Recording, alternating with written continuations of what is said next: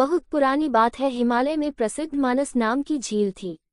वहां पर कई पशु पक्षियों के साथ ही हंसों का एक झुंड भी रहता था।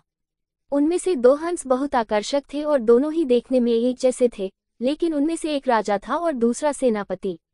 राजा का नाम था धृतराष्ट्र और सेनापति का नाम सुमुखा था। झील का नजारा बादलों के बीच में स्वर्ग जैसा प्रतीत होता था। उन समय झील और उसमें रहने वाले हंसों की प्रसिद्धि वहां आने जाने वाले पर्यटकों के साथ देश विदेश में फैल गई थी। वहां का गुणगान कई कवियों ने अपनी कविताओं में किया, जिससे प्रभावित होकर वाराणसी के राजा को वह नजारा देखने की इच्छा हुई। राजा ने अपने राज्य में बिल्कुल वैसी ही झील का निर्माण करवाया और वहां पर कई प्रकार के सुंदर और आकर्षक फूलाए के पौधों के साथ ही स्वादिष्ट फलों के पेड़ लगवाए।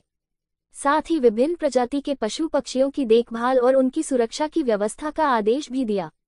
वाराणसी का ये सरोवर भी स्वर्ग जैसा सुंदर था, लेकिन राजा के मन में अभी उन 2 हंसों को देखने की इच्छा थी, जो मानस सरोवर में रहते थे। एक दिन मानस सरोवर के अन्य हंसों ने राजा के सामने वाराणसी के सरोवर जाने की इच्छा प्रकट की, लेकिन हंसाई का राजा समझदार था। वह जानता था कि अगर वो वहां गए तो राज उन्हें पकड़ लेगा।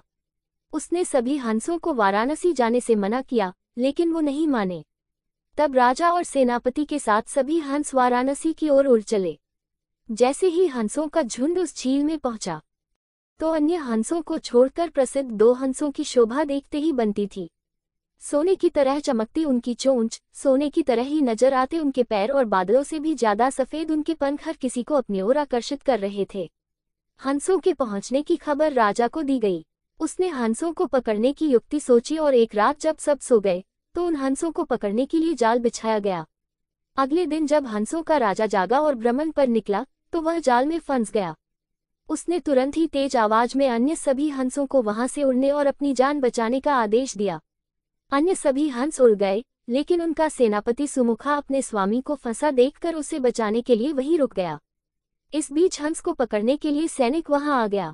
उसने देखा कि हंसों का राजा जाल में फंसा हुआ है और दूसरा राजा को बचाने के लिए वहां खड़ा हुआ है। हंस की स्वामी भक्ति देखकर सैनिक बहुत प्रभावित हुआ और उसने हंसों के राजा को छोड़ दिया। हंसों का राजा समझदार होने के साथ साथ दूरदर्शी भी था। उसने सोचा कि अगर राजा को पता चलेगा कि सैनिक ने उसे छोड़ दिया है, तो राजा इसे जरूर प्राणदंड देगा। तब उसने सैनिक से कहा कि आप हमें अपने राजा के पास ले चलें। ये सुनकर सैनिक उन्हें अपने साथ राजदरबार में ले गया। दोनों हंस सैनिक के कंधे पर बैठे थे। हंसों को सैनिक के कंधे पर बैठा देखकर हर कोई सोच में पड़ गया। जब राजा ने इस बात का रहस्य पूछा, तो सैनिक ने सारी बात सच सच बता दी। सैनिक की बात सुनकर राजा के साथ ही सारा दरबार उनके साहस और सेनापति की स्वामी भक्ति पर हैरान रह गया और सभी के मन में उनके लिए प्रेम जाग उठा। राजा ने सैनिक को माफ कर दिया और दोनों हंसों को आदर के साथ कुछ और दिन ठहरने का निवेदन किया।